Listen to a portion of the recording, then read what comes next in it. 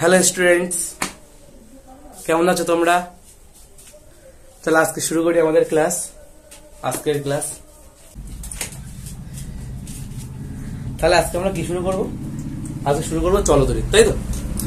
তো চলতরিতের কি আছে আমাদের প্রথমে দেখতে হবে চলতরিৎ কিভাবে জিনিসটা আসে, ঠিক আছে?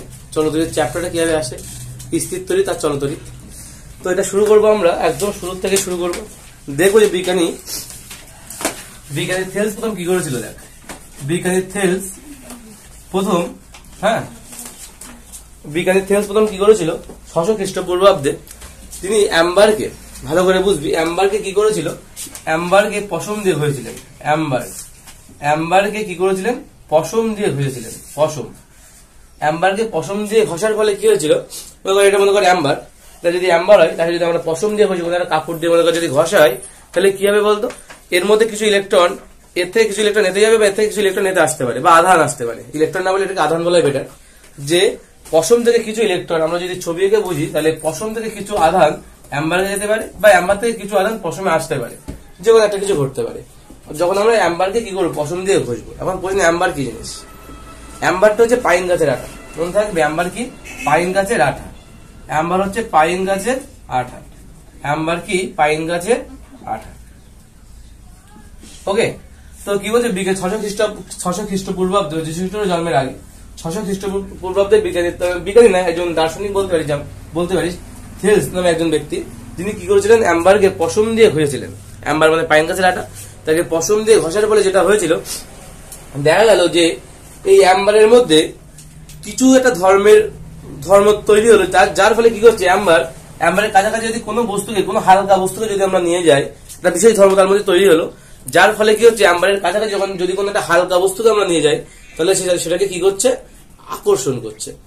বোঝা গেল কি বললাম? তাহলে বললাম যে অ্যাম্বারের কাছাকাছি যদি হালকা কোনো জিনিসপত্র নিয়ে যাই, আমরা কাকে নিয়ে যাবো? হালকা জিনিসপত্র, মানে যাদের ছোট ছোট কাগজের টুকরো হতে পারে, হালকা কোনো বস্তু, হালকা বস্তুকে যদি নিয়ে যায় তাহলে দেখা যায় সেই বস্তুকে হচ্ছে অ্যাম্বার কি করছে? আকর্ষণ করছে। পশম দিয়ে ঘষার আগে কিন্তু এই আকর্ষণ ক্ষমতা অ্যাম্বারের মধ্যে ছিল না, কিন্তু পশম দিয়ে ঘষার ফলে এর মধ্যে একটা আকর্ষণ ধর্ম তৈরি হয়েছে, যার ফলে কি হচ্ছে? অন্য বস্তু আকর্ষণ করছে। এটা বিজ্ঞানী এফডি রেখে পরীক্ষাটা এফডি করে রেখে দিয়েছিলেন, তারপরে তুমি ভাবেনি কিছু। তারপরে বিজ্ঞানী কি আসে? গিলবার্ট। প্রায় 1600 খ্রিস্টাব্দে। কত খ্রিস্টাব্দে? 1600 খ্রিস্টাব্দে বিজ্ঞানী গিলবার্ট, অনেক বছর পরে, তিনি লক্ষ্য করলেন যে এই অ্যাম্বার কি হচ্ছে, যে তিনি এই আধান সম্পর্কে প্রথম আমাদের ব্যাখ্যা দিলেন, এই ঘটনার ব্যাখ্যা দিলেন যে অ্যাম্বার আর পশমে যদি আমরা রাবিং করি বা ঘর্ষণ করাই তাহলে দেখা যাবে যে অ্যাম্বারের মধ্যে কিছু একটা আকর্ষণ, মানে কিছু একটা ধর্মের সৃষ্টি হচ্ছে, যার ফলে কি হচ্ছে? এই যে কোনো হালকা বস্তুকে আকর্ষণ করছে। পরবর্তীকালে এটা নিয়ে গিলবার্ট কিছু কথা বলেন। গিলবার্ট লক্ষ্য করেন যে শুধুমাত্র যে অ্যাম্বার এমনটা নয়, যে শুধুমাত্র যে অ্যাম্বারই আকর্ষণ করে এমনটা নয়, অ্যাম্বার ছাড়া আরো অনেক অনেক পদার্থ আছে যারা কি করে যে কোনো হালকা, রাবিং করার ফলে যে কোনো হালকা বস্তুকে তারা আকর্ষণ করবে, অর্থাৎ আকর্ষণ ধর্মের যে ব্যাপারটা সেটা তাদের মধ্যে থাকবে। তো এর ফলে যেটা হলো, ইনি কি করেছিলেন, এখান থেকে অ্যাকচুয়ালি ইনি যেটা বলেছিলেন যে অ্যাম্বার যেহেতু প্রথম আবিষ্কার করা হয়েছিল অ্যাম্বার, তাই অ্যাম্বারের নাম থেকে, অ্যাম্বার একটা গ্রিক শব্দ, যার অর্থ হচ্ছে ইলেকট্রন। যার অর্থ কি? যার অর্থ হচ্ছে ইলেকট্রন। অ্যাম্বার একটা গ্রিক শব্দ, যার অর্থ হচ্ছে ইলেকট্রন। এবং সম্ভবত এখান থেকে ইলেকট্রিসিটি যে শব্দটা আমরা যে ব্যবহার করি, ইলেকট্রিসিটি, এই শব্দটা এখান থেকেই তৈরি হয়। কিন্তু এখানে প্রশ্ন হচ্ছে এখানে অ্যাকচুয়ালি কি ঘটে সেটা একবার দেখি।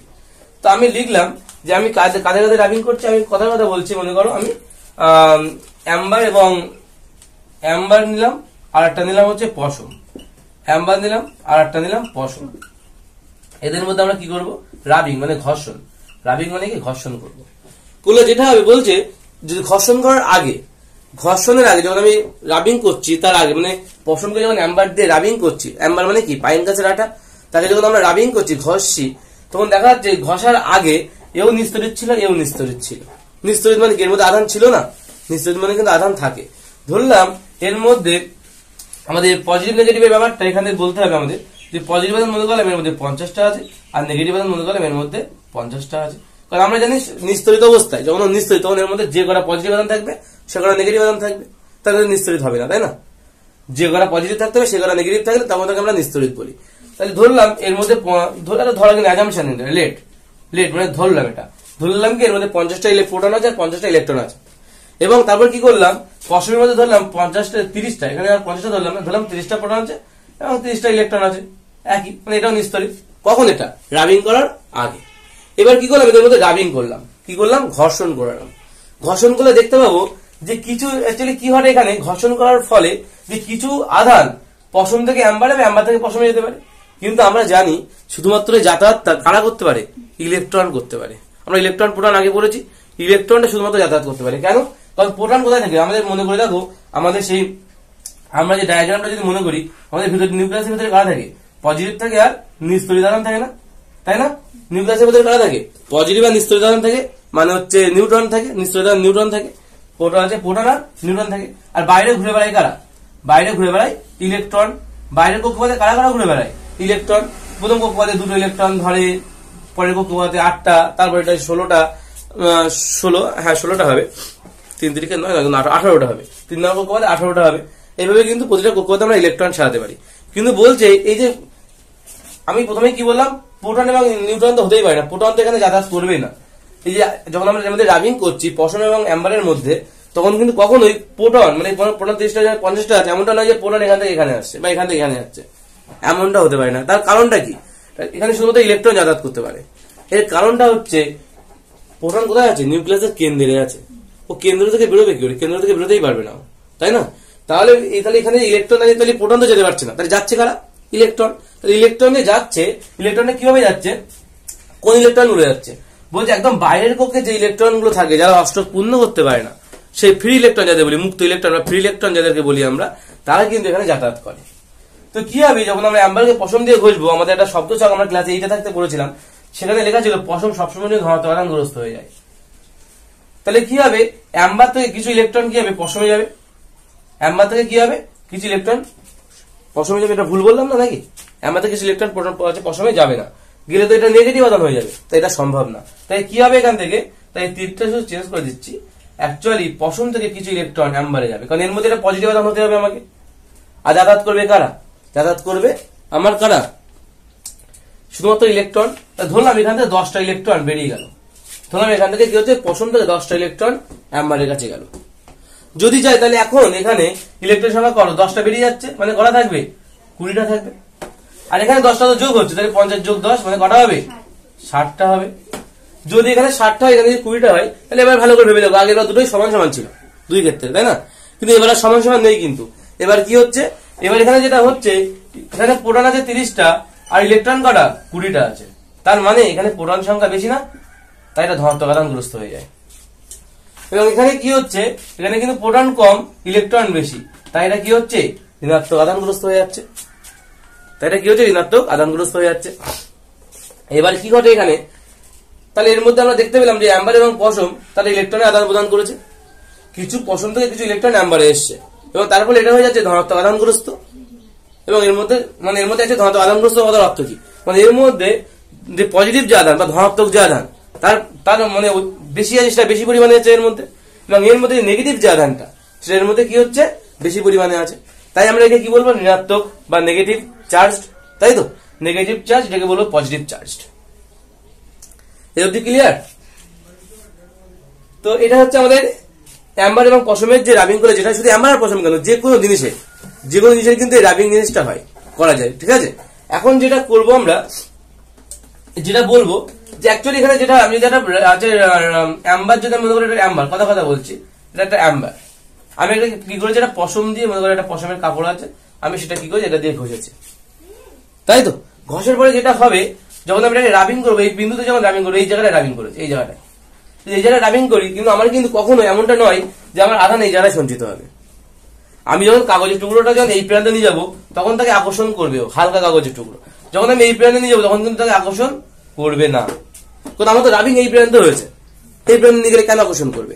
অর্থাৎ আমার তো এখানে যদি রাবিং করি আমরা, তাহলে এখানে আধান তৈরি হবে, এটা নেগেটিভ চার্জ এখানে তৈরি হবে, এখানে নয়, মানে এই প্রান্তে নয়। বোঝা গেল? নেগেটিভ এখানে নেগেটিভ চার্জ তৈরি হবে। একটু আগে দেখলাম অ্যাম্বারের মধ্যে কি হয়? নেগেটিভ চার্জ চলে আসে, আর এর মধ্যে পজিটিভ চার্জ। তাহলে যে নেগেটিভ চার্জটা এই প্রান্তে আসবে, এই প্রান্তে নয়। তাই কাগজের টুকরো এই প্রান্তে রাখলে আকর্ষণ করবে, এই প্রান্তে রাখলে করবে না। তাহলে এখানে একটা জিনিস বোঝা যাচ্ছে, একই তো বস্তু দ্বারা, তাহলে এই প্রান্তে রাখলে আকর্ষণ করছে, এই প্রান্তে কেন করছে না? কারণ আধানটা এই প্রান্তে সঞ্চিত হয়েছে, তাই তো? আধানটা এই প্রান্তে সঞ্চিত হয়েছে। যদি আধান ওই প্রান্তে সঞ্চিত হয়, এই জন্য এখানে বলছে এই আধান কিন্তু কখনোই এই প্রান্তে আসতে পারছে না। যদি আসতে পারতো তাহলে কিন্তু আকর্ষণ করতো, এখানে তো আকর্ষণ করছে না, তাই না? তার মানে এখানে এই আধানটা এখানে আসতে পারছে না, তার মানে এই আধানটা এখানে স্থির, তাই তো? এই আধানটা এখানে আসতে পারছে না মানে কি এই আধানগুলো এখানে স্থির হয়ে আছে, তাই এর নাম হচ্ছে স্থির তড়িৎ। তাই এর নাম কি? স্থির তড়িৎ। বোঝা গেল স্থির তড়িৎ জিনিসটা কি? কিন্তু আমরা পড়ছি কি? আমরা পড়ছি চলতড়িৎ। এটা আমি বললাম কি? স্থির তড়িৎ। কি বললাম তাহলে আমি এটাকে? স্থির তড়িৎ। বোঝা গেল কি গেল না? এটা গেল স্থির তড়িৎ। কিন্তু আমরা পড়ছি চলতড়িৎ। চলতড়িৎ জিনিসটা কেমন স্যার? চলতড়িৎ জিনিসটা হচ্ছে, মনে করো এটা একটা লোহার টুকরো, আমি ছবিটা এঁকে বোঝাই। এটা ধরলাম এটা একটা লোহার টুকরো, লোহার টুকরো। তুই মনে কর কোন একটা সার্কিট তৈরি করেছিস, সার্কিট মানে ওই কারেন্ট ফারেন্ট দিয়ে ব্যাটারি ব্যাটারি গুজে তাতে সার্কিট তৈরি করলি, করলে দেখা যাচ্ছে তুই এই প্রান্তের সঙ্গে একটা তার যুক্ত করলি, যে তারের মধ্যে দিয়ে ইলেকট্রন আসছে, মানে কারেন্ট আছে যার মধ্যে। এটা লোহা, কিন্তু ভালো করে মনে রাখতে হবে, বলো লোহা। এখন যদি তুই এই প্রান্তে টাচ করিস, মনে কর এটা তুই টাচ করছিস এই প্রান্তে, তোর শক লাগবে না লাগবে না? শক লাগবে না লাগবে না? নিশ্চয়ই লাগবে, শক লাগবে তো। আমি যদি এই প্রান্তে টাচ করতে কি হবে? আমার শক লাগবে। তাহলে আমার যদি এই প্রান্তে হাত দিলে যদি শক লাগে, তার মানে এখানে যে আধানগুলো ছিল এই তারের মধ্যে এখানে তো ইলেকট্রন আসছে, এই ইলেকট্রন গুলো এই প্রান্তে যেতে পারছে এই পরিবাহীর মধ্য দিয়ে, এবং তারপর আমাদের হাতে চলে যাচ্ছে, তাই আমাদের শক লাগছে। তার মানে এখানে আধান কিন্তু যাতায়াত করতে পারছে, এটা একটা পরিবাহী, তাই না? এবং এর মধ্য দিয়ে আধান যাতায়াত করতে পারছে, এবং একে বলা হয় চলতড়িৎ। একে কি বলা হয়? চলতড়িৎ। এবার বলছে আমরা যদি এমনটা করি, আমরা কি করব? আমরা যেটা করব সেটা হচ্ছে, আমরা জানি কি, মনে করো একটা পজিটিভ আধান আছে এবং আর একটা পজিটিভ আধান। মনে করো একটা দণ্ড আছে, যার মধ্যে দুখানা দণ্ড আছে, উপর থেকে ঝুলছে। মনে করো এর মধ্যে একটা পজিটিভ আধান আছে, এর মধ্যে এবং এর মধ্যে পজিটিভ আধান সব, ঠিক আছে? ভালো করে বুঝবে। এবং এর মধ্যে কি আছে? এর মধ্যে মনে করো পজিটিভ আধান আছে, ওকে? যদি এই দুটো পজিটিভ আধান কাছাকাছি ঝোলে, উপর থেকে ঝুলছে দড়ির সাহায্যে, তাহলে কি ঘটবে? তাহলে এরা কি আকর্ষণ করবে একে অপরকে, না বিকর্ষণ করবে? এটা কিন্তু একে অপরকে বিকর্ষণ করবে। কখন আকর্ষণ করবে? সমাধান পরস্পরকে কি করে? সমাধান পরস্পরকে বিকর্ষণ করে। এর মধ্যে পজিটিভ, এর মধ্যে পজিটিভ, দুটো সমাধান তো, তাহলে এরা কি করবে? পরস্পর বিকর্ষণ করবে। কারণ আমরা জানি কি, সমাধান পরস্পর কি করে? বিকর্ষণ করে। কিন্তু আমি বললাম না, এর মধ্যে পজিটিভ নেই, এর মধ্যে কি আছে? নেগেটিভ আছে, বিপরীত ধর্মী আধান। এর মধ্যে পজিটিভ, এর মধ্যে নেগেটিভ। তাহলে তারা কি করবে? তাহলে তারা তখন কি করবে? এর মধ্যে পজিটিভ, এর মধ্যে নেগেটিভ, কি করবে তখন? বিপরীত ধর্মী আধান একে অপরকে আকর্ষণ করবে। কি করবে? একে অপরকে আকর্ষণ করবে। তাহলে কি বললাম? যে সমধর্মী আধান পরস্পরকে কি করে? বিকর্ষণ করে। আর বিপরীত ধর্মী আধান, তারা পজিটিভ, এর মধ্যে নেগেটিভ, তাহলে বিপরীত ধর্মী আধান তো, তারা কিন্তু পরস্পরকে কি করবে? কাছাকাছি আসবে বা আকর্ষণ করবে। তাহলে এই যে আকর্ষণ বা বিকর্ষণ যে ব্যাপারটা, যে কোনো পদার্থের মধ্যে যে আকর্ষণ বা বিকর্ষণ ধর্ম যখন দেখা যাচ্ছে, এই যে কোনো তৈলায়িত বস্তুর মধ্যে এই ধর্ম যখন দেখা যাচ্ছে, তখন থেকে আমরা বলি যে যার জন্য ধর্মটা দেখা যায়।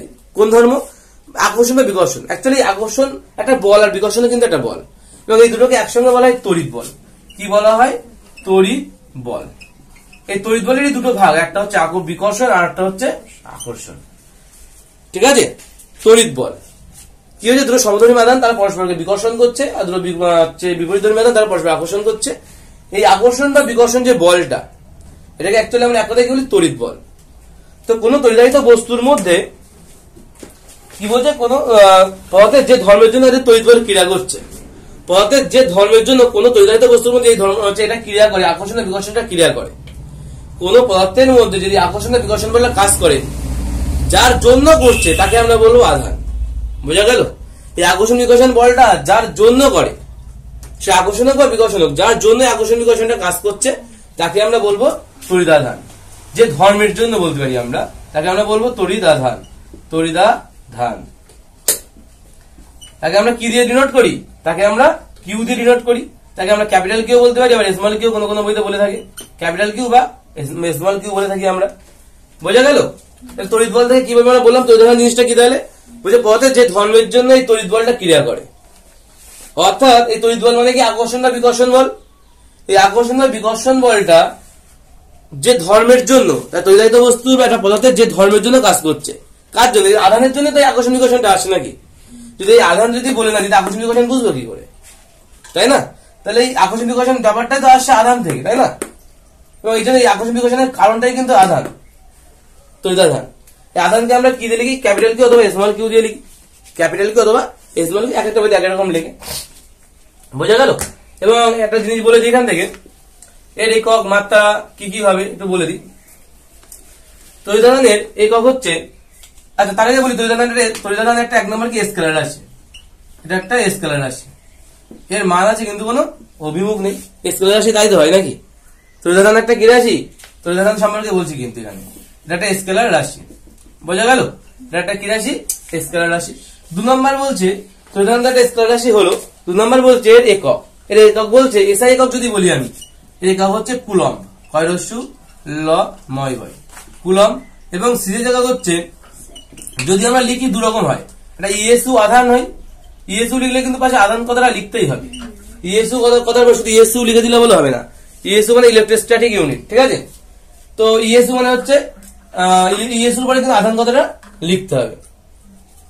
আবার তুমি এটাকে আরেকটা নাম দিতে পারো, স্টার্ট কুলম্ব, এসটিএটিসি, এসটিএটিসি এটাকেও বলা যেতে পারে। তারপরে কি বলছে? এর মাত্রা। 3 নম্বর কি বলছে? মাত্রা বা ডাইমেনশন। এর মাত্রা কি হবে? এর মাত্রা বলছে আই ক্যাপিটাল টি। মাত্রা ক্যাপিটাল কোথায় লিখতে হয় এবং থার্ড ব্র্যাকেট দিয়ে কভার করতে হয়, দিতে হয়। বুঝা গেল? মাত্রা তাহলে কি ডাইমেনশন কি বলছে? আইটি হবে, ঠিক আছে? এবং বলছে এখানে একটা সম্পর্ক আছে, 1 কুলম্ব মানে কত? 1 কুলম্ব মানে কত স্টার্ট কুলম্ব? 3 × 10⁹ এত স্টার্ট কুলম্ব। 3 × 10⁹ স্টার্ট, এরকম বুঝতে করতে হবে যে 1 কুলম্ব মানে কি 3 × 10⁹ স্টার্ট কুলম্ব। বোঝা গেল?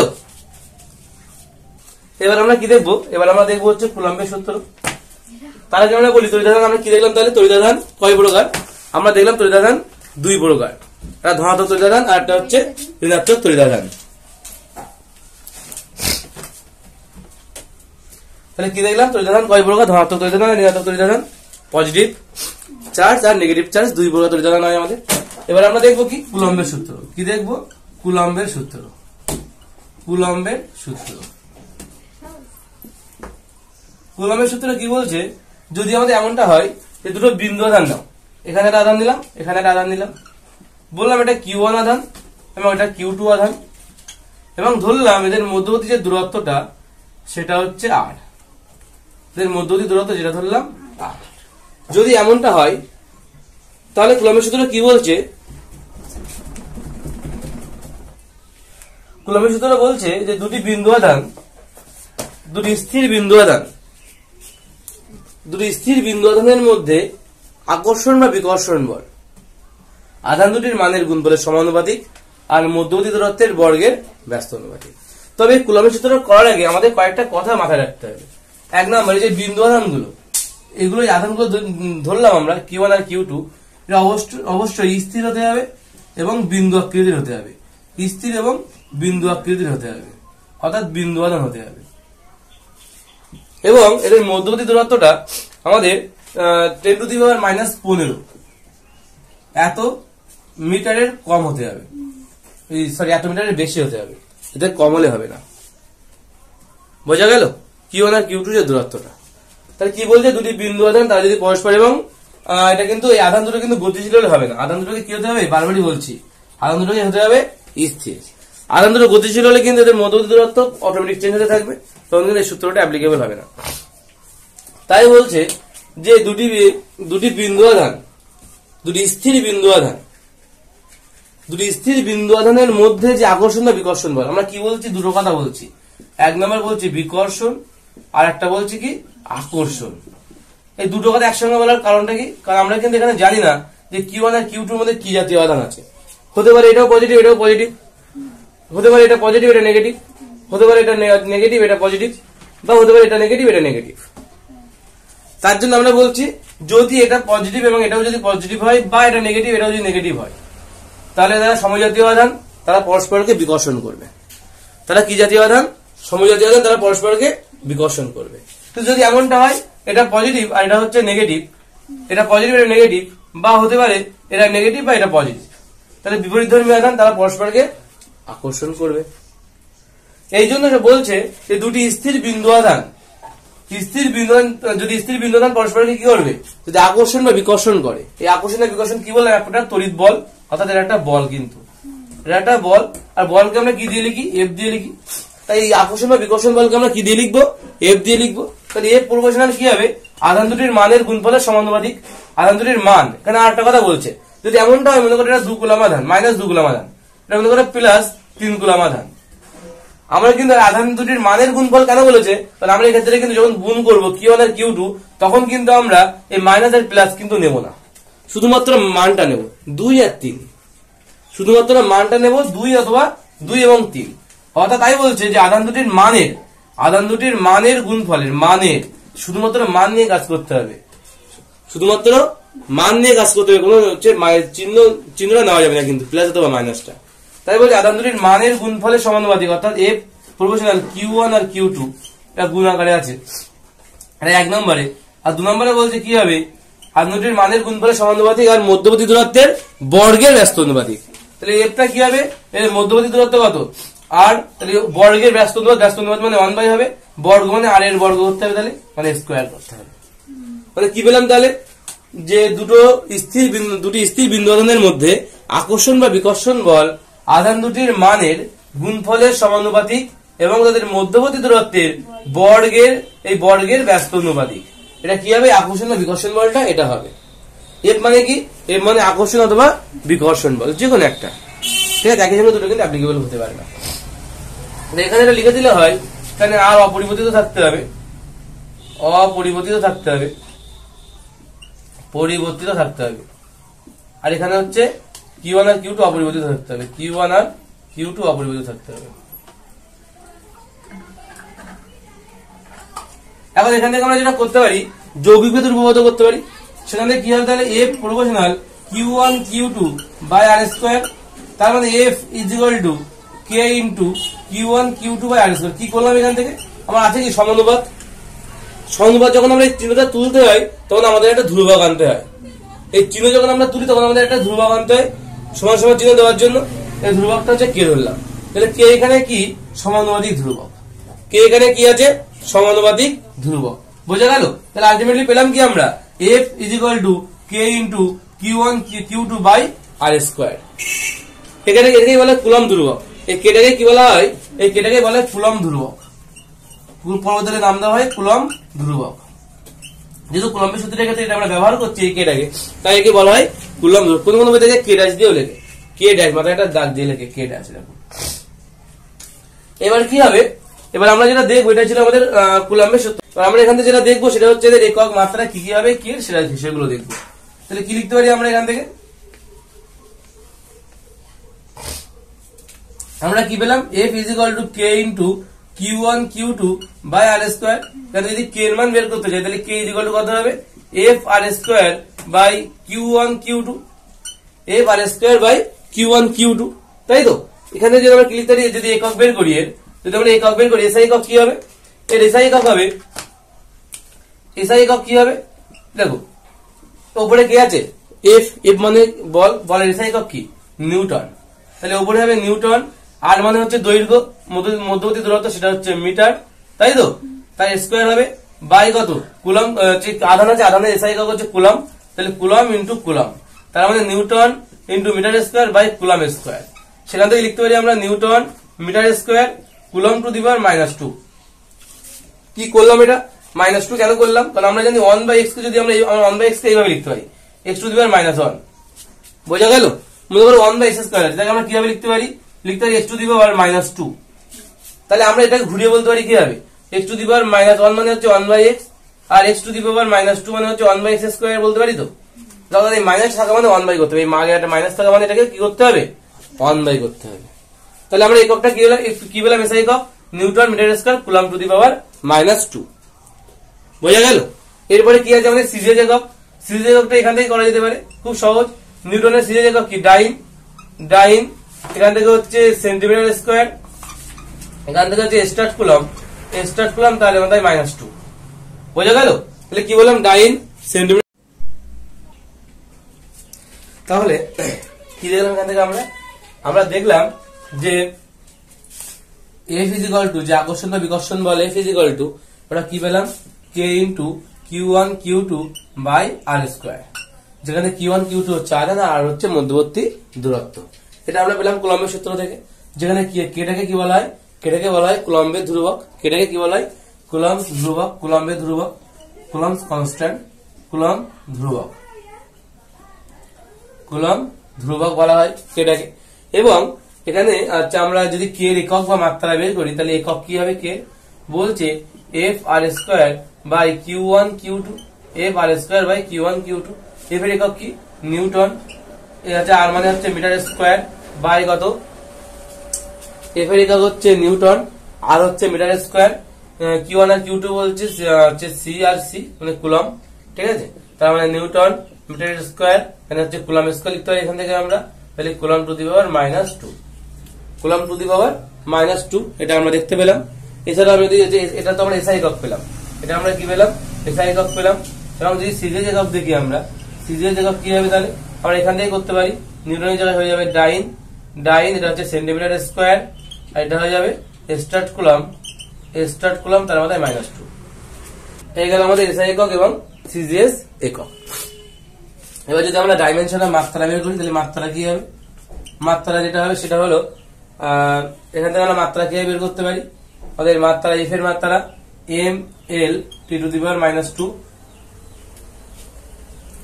আর হচ্ছে এল স্কোয়ার বাই বাই কি Q1 আর Q2 IT, IT into IT মানে আইটি স্কোয়ার, আইটি আইটি তার মানে স্কোয়ার হবে, তার মানে M L T to the power -2 L square by কত, বাই হচ্ছে আই স্কোয়ার টি স্কোয়ার।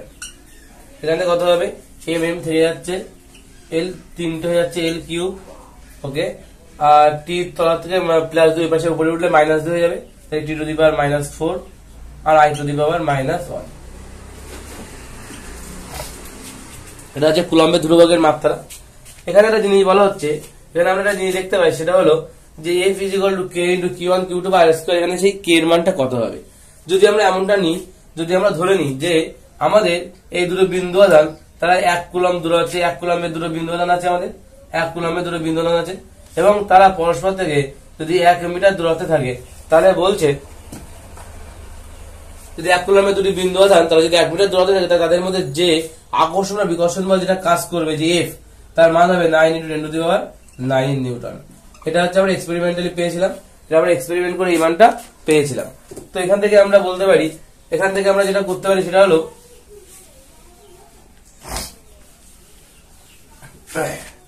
এখান থেকে আমরা লিখতে পারি যে এফ এর জায়গায় আমরা বসাই যদি 9 × 10⁹ is equal two K into Q1 Q2 মানে হচ্ছে 1 কুলম ইন্টু 1 কুলম বাই হচ্ছে 1 মিটার স্কোয়ার।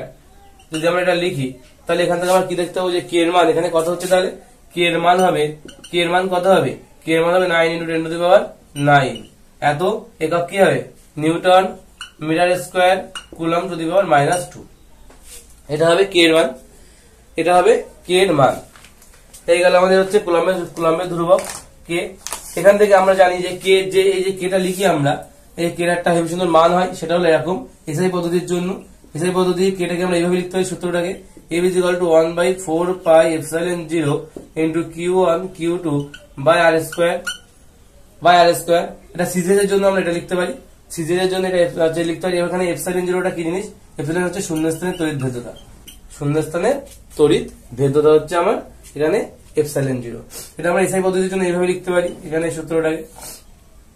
আবার সিজিএস পদ্ধতিতে কি এর মান অন ধরা হয়, সেক্ষেত্রে সূত্রটা এমন হয়ে যায়, F is equal to Q1 Q2 by R square হয়ে যাবে। এটা হচ্ছে সূত্র, F is equal to Q1 Q2 by R square. তাহলে আজ আমরা দেখলাম যে চলতরিতের প্রথম পার্ট, আমরা পার্ট 1, আমরা অনেকগুলো পার্টে ভিডিওটা করবো, অনেকটা বড় হতে পারে ভিডিওটা, প্রতিটা পার্ট যখন আমাদের আসবে অনেকটা বড় হবে ভিডিওগুলো। তো আমাদের আজকে পার্ট 1 করলাম চলতরিতে, কি কি করলাম আমরা, আধান করলাম আর করলাম কুলম্বের সূত্র। আজকে আমরা করলাম আধান এবং কুলম্বের সূত্র। নেক্সট দিন আমরা চেষ্টা করবো আরো পরের 2টো টপিক বা 2-3টা টপিক নিয়ে আসার, এবং এই করে আমরা এই চলতরির চ্যাপ্টারটা পুরো শেষ করব। সঙ্গে নিউমেরিক্যালস করবো, কিছু কিছু অঙ্ক করব, এবং কারো কোনো ডাউট থাকলে কমেন্টে জানাতে হবে। আমরা সলভ করার চেষ্টা করবো, এবং কারো যদি কোনো চ্যাপ্টার যদি অসুবিধা হয় তাহলে সেটা আমাদের কমেন্টে জানাতে হবে।